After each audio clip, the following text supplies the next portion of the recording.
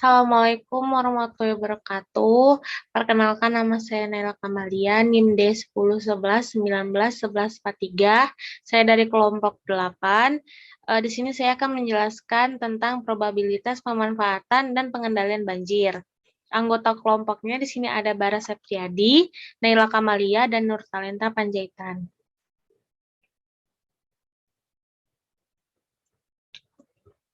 Yang pertama, Kota Pontianak. Pontianak adalah kota dataran rendah yang pembangunannya telah dirancang oleh pemerintah kolonial Belanda pada masanya. Dengan membuat saluran-saluran tersebut, air sebagai salah satu manajemen dalam pengelolaan air di kota Pontianak.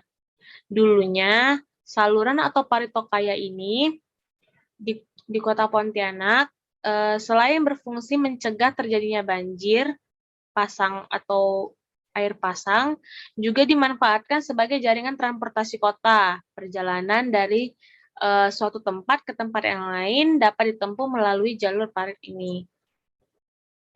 Nah, seiring berjalannya waktu, pertumbuhan pendudukan semakin meningkat ya di kota Pontianak. Keberadaan saluran dengan parit ini semakin menghilang karena tertutupnya oleh bangunan-bangunan yang sudah berkembang pada saat ini. Jadi angkutan sungai itu terganti oleh angkutan darat paling banyaknya di sini. Parit-parit yang dahulunya itu berfungsi sebagai penampungan banjir berubah menjadi bangunan dan lahan-lahan yang sama sekali fungsinya tidak berhubungan dengan air lagi. Hal ini yang tak kalah penting adalah kurangnya pemeliharaan terhadap parit yang ada dan buruknya perilaku sebagian masyarakat dalam membuang sampah sehingga tersendatnya parit atau kesumbat parit. Aspek geografi Pontianak.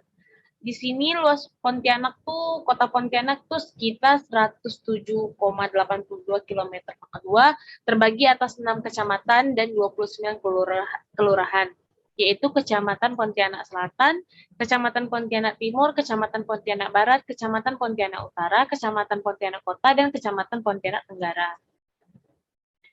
Nah, kota Pontianak ini terbagi menjadi 3 daratan, yaitu Sungai Kapuas Besar, Sungai Kapuas Kecil, dan Sungai Kapuas Landak.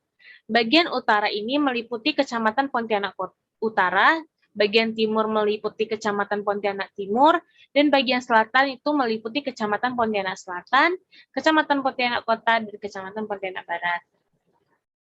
Nah, pembagian wilayah tersebut menjadi sistem jaringan drainase dibentuk oleh 3 sungai besar, saluran primer, saluran sekunder, dan saluran tersier. Nah, pada masing-masing wilayah tersebut, bagian terbentuknya jaringan drainase regional. Dalam sistem drainase regional ini, bagian selatan terdapat saluran primer yang cukup banyak, maka di bagian selatan juga dibagi menjadi 4 subsistem, yaitu drainase subsistem drainase Sungai Belitung, subsistem Sungai Jawi, subsistem Sungai Tokaya atau kita biasa kenal Paritokaya, dan subsistem Sungai Raya. Nah, subsistem Sungai Beliung ini adalah subsistem paling barat yang berbatasan dengan subsistem Sungai Jawi dan timurnya. Batasan antara subsistem ini dengan subsistem Sungai Jawi adalah Jalan Hasanuddin, Jalan Haji Rais Ahraman, terus dan Jalan Husein Hamzah. Nah, subsistem Sungai Jawi ini berbatasan dengan subsistem Paritokaya di sebelah timurnya. Batasannya antara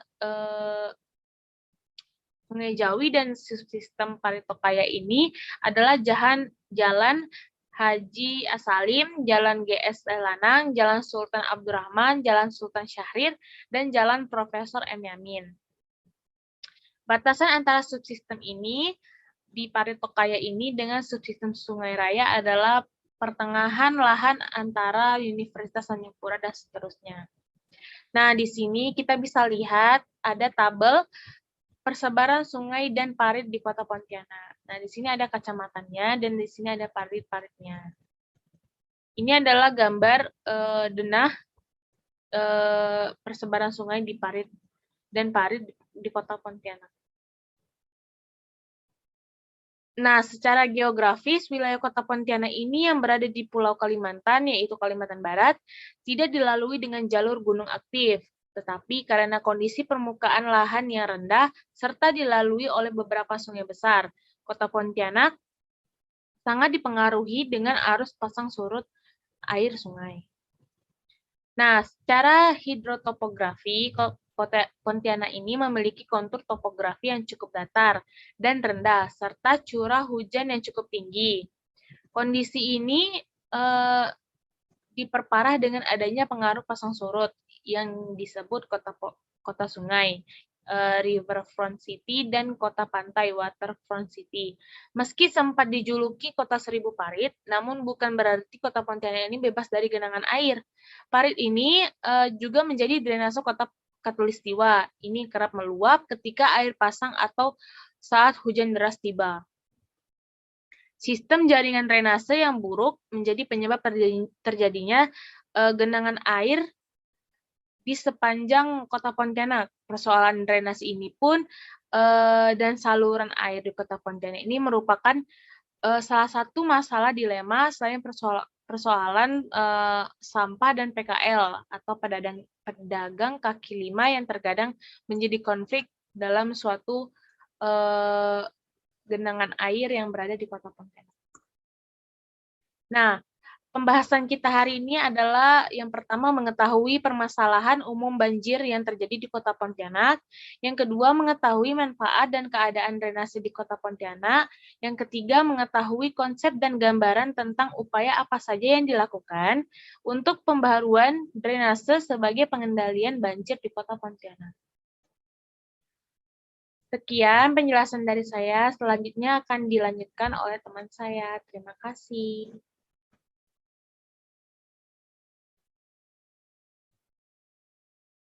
Kemudian ada banjir.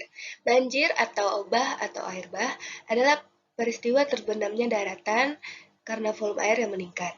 Banjir juga dapat didefinisikan sebagai debit ekstrim dari suatu sungai. Untuk Kota Pontianak sendiri adalah Sungai Kapuas dan Sungai Landang. Banjir dapat terjadi karena penguapan air yang berlebihan di suatu tempat akibat hujan besar, peluapan air sungai, atau pecahnya bendungan sungai. Banjir merupakan gejala atau fenomena yang mempunyai latar belakang yang kini kian kompleks, serta bagian dari siklus iklim. Kerugian akibat banjir. Kerugian akibat banjir pada umumnya sulit diidentifikasi secara jelas, di mana terdiri dari kerugian banjir akibat banjir langsung dan tak langsung. Kerugian akibat banjir langsung merupakan kerugian fisik akibat banjir yang terjadi antara lain robohnya gedung sekolah, industri, rusaknya sarana transportasi, hilangnya nyawa, hilangnya harta benda, kerusakan di permukiman, kerusakan daerah pertanian dan peternakan, kerusakan sistem irigasi, sistem air bersih, sistem drainase, sistem kelistrikan, sistem pengendali banjir termasuk bangunannya, kerusakan sungai, dan sebagainya. Sedangkan kerugian akibat banjir tak langsung berupa kerugian kesulitan yang timbul secara tak langsung diakibatkan oleh banjir, seperti komunikasi, pendidikan, kesehatan, kegiatan bisnis terganggu, dan sebagainya. Selanjutnya, permasalahan umum banjir di Kota Pontianak. Wilayah genangan yang terdapat di Kota Pontianak secara umum disebabkan keterbatasan daya tampung air dalam sistem saluran drainase kota, yang diperparah dengan kondisi bentang alam Kota Pontianak yang datar. Tidak ada variasi topografi, menyebabkan hambatan dalam aliran air serta terkumpulnya genangan pada kawasan yang cekung atau lebih rendah. Selain hal-hal tersebut, genangan di Kota Pontianak disebabkan oleh beberapa hal sebagai berikut. Saluran drainase diperkecil karena semakin banyak jumlah penduduk serta pembangunan, yaitu perumahan, jembatan, ruko, rumah tinggal, dan perkantoran. Kemudian pengaruh pasang surut pada bulan-bulan tertentu, terus perilaku masyarakat, yaitu membuang sampah sembarangan, menanam kangkung, dan sebagainya, sehingga dapat menyebabkan lebar saluran semakin kecil dan menutup saluran. Kemudian tumbuhan air yang menghambat pengaliran dan pendangkalan. Terus ada kelancaran air hujan yang terganggu karena saluran drainase atau inlet tidak memenuhi persyaratan. salurannya yang dipersempit atau ditutup. Kemudian aliran permukaan kian besar volumenya karena bertambahnya lahan yang tertutup. Ada juga karena hujan lebat atau kapasitas saluran yang ada melampaui daya tampung karena penyempitan. Kemudian karena genangan yang disebabkan intensitas curah hujan yang tinggi. Kemudian kian berkurangnya daerah resapan, kurangnya jalan paralel dengan parit dan sungai, bangunan di atas pinggir atau bantaran parit. Selanjutnya, drainase. Drainase menurut Noto Diharjo dan kawan-kawan 1998, pengertian drainase adalah suatu sistem pembuangan air lebih dan air limbah yang berupa buangan air dari daerah perumahan dan pemukiman, dari daerah industri dan kegiatan usaha lainnya, dari daerah pertanian dan lahan terbuka lainnya, dari badan jalan dan pekerasan, serta berupa penyaluran kelebihan air pada umumnya, baik air hujan, air kotor, atau air lebih lainnya yang mengalir keluar dari kawasan yang bersangkutan. Selanjutnya, manfaat drainase.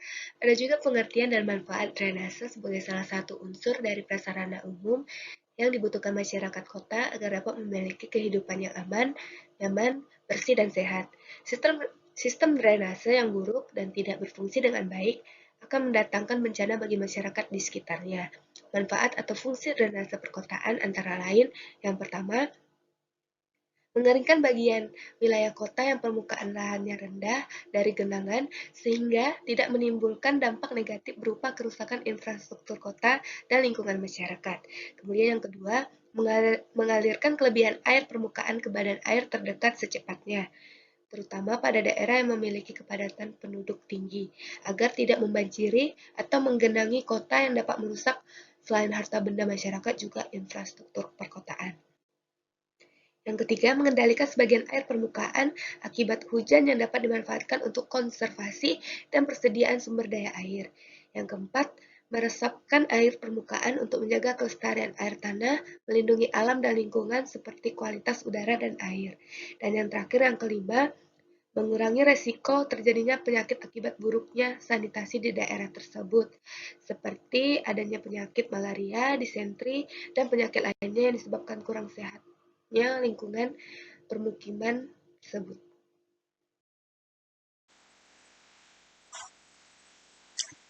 Drainase di Kota Pontianak. Sistem jaringan drainase Kota Pontianak yang alami kebanyakan saluran terbuka yang berfungsi menampung dan mengalirkan limpasan air hujan, air limbah, serta persediaan untuk rumah tangga. Sebagian dinding dan dasar saluran berupa tanah dan kemiringan yang memenuhi syarat stabilitas dinding saluran. Hal ini mengakibatkan mudahnya terjadinya proses sedimentasi akibat erosi dinding dan dasar saluran. Drainase di Kota Pontianak masih menggunakan sistem gabungan mixed drain. Air hujan dan pembuangan limbah cair rumah tangga disalurkan dalam suatu saluran dan hanya memindahkan genangan air ke sungai.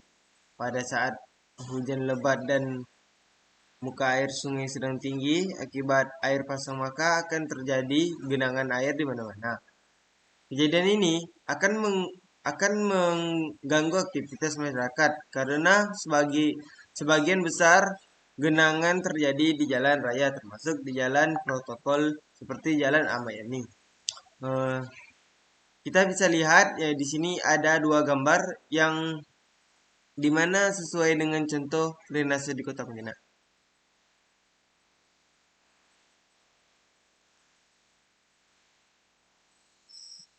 Drainase lingkungan di kawasan permukiman yang mengalirkan air ke badan air pembuangan.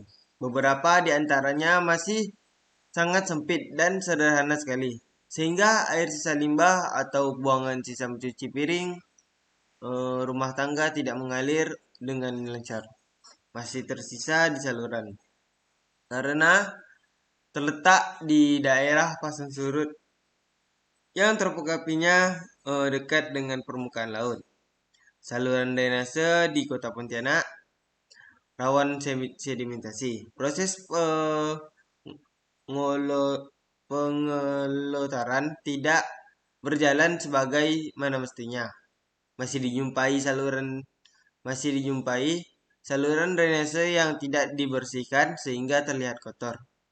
Air buangan tersendat atau mengalami penyumbatan untuk dialirkan ke tempat pembuangan dan disebabkan oleh saluran yang mampet karena sampah namun juga oleh sedimentasi alami. Landasan hukum drainase di Kota Pontianak. Di dalam menjaga kondisi kota yang berkaitan dengan drainase, maka pemerintah mengeluarkan peraturan yang baik berupa perda dan perwa yang mengatur mengenai kegiatan yang berhubungan dengan drainase seperti berikut. Peraturan Daerah Nomor 11 Tahun 2008 tentang pembentukan organisasi perangkat daerah Pontianak. 2. Peraturan Wali Kota Pontianak Nomor 38 Tahun 2008 tentang susunan organisasi, tugas pokok, fungsi dan tata kerja Dinas Pekerjaan Umum Kota Pontianak. Ketiga, Keputusan Wali Kota Pontianak Nomor 10 Tahun 2009 tanggal 5 Januari 2009 tentang penetapan inventaris saluran di Kota Pontianak tahun 2009. Peraturan Daerah 1. Peraturan Daerah Kota Pontianak Nomor 3 Tahun 2004 tentang ketertiban umum. 2. Peraturan Daerah Kota Pontianak Perubahan Pertama dan Peraturan Daerah Nomor Tahun 2004 tentang ketertiban umum. 3. Peraturan Daerah Kota Pontianak Nomor 2 Tahun 2006 tentang retribusi pelayanan persampahan dan kebersihan. Selanjutnya, konsep penanganan dan atau pengendalian banjir. Banjir yang terjadi dengan waktu yang lama mengakibatkan tergantungnya sejumlah besar aktivitas masyarakat. Sejumlah infrastruktur penting menjadi rusak. Demikian pula kerusakan biofisik yang diakibatkannya korban jiwa dan kerugian materi maupun sering mengikuti setiap terjadi bencana banjir. Oleh karena itu, perlu dilakukan penanganan dan atau pengendalian bencana banjir untuk meminimalisir akibat dan dampak negatifnya antara lain. Menyusun kembali perencanaan sistem drainase Kota Pontianak sesuai dengan tujuan yang diinginkan berdasarkan konsep sistem drainase Kota Pontianak berkelanjutan. Terus melakukan pembangunan dan perawatan saluran dengan mengkaji kembali perencanaan yang pernah dilakukan sistem blok berdasarkan prioritas blok dan prioritas masing-masing blok dari hasil riset atau perencanaan yang pernah dilakukan. Pekerjaan dapat dilakukan dengan mendahulukan menyelamatkan parit-parit utama pada setiap kecamatan, seraya mengatasi genangan secara bertahap atau prioritas wilayah seperti parit utama. Perbaikan sistem DAS seperti meningkatkan jumlah dan kualitas vegetasi atau kumpulan tumbuh-tumbuhan, penutup tanah maupun daya tampung jaringan hidrologi DAS. Melakukan analisis kinerja saluran yang ada. Selanjutnya, air pasang dijadikan potensi apakah untuk pembersihan saluran atau yang lain. Masyarakat Kota Pontianak meningkatkan akan kesadaran lingkungan serta belajar dari banjir. Mempelajari ketertiban yang dilakukan manusia untuk merusak lingkungan sehingga mengganggu siklus hidrologi. Pada dasarnya, bukanlah hal yang baru, karena penyebab dan rekomendasi yang dikemukakan dari waktu ke waktu semakin banyak, tetapi kurangnya adanya pembaruan landasan kebijakan yang memungkinkan penyebab banjir dan dapat diminimalkan. Patut disadari bahwa untuk mencegah banjir atau apapun yang dilakukan pemerintah tidak akan efektif kalau tidak ada tanggung jawab dan perubahan tingkah laku warga Kota Pontianak.